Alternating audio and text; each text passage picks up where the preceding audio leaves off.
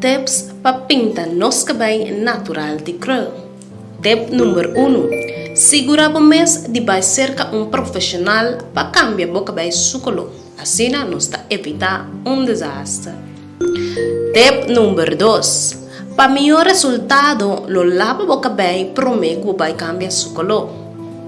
Tip número 3. Faz uso de fórmula que consiste de gel ou líquido para pintar o cabelo.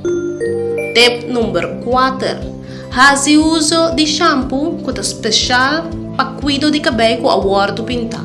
E sa que lo prevenir o cabelo de perder seu color rapidamente. Tip número 5. Não larga o cabelo vira maltratado e seco depois que você pinta o cabelo. Para evitar quebra e dano, queda hidratar o cabelo com tratamento de bambu e proteína. Para mais tips, follow-nos no Instagram @curlsabc.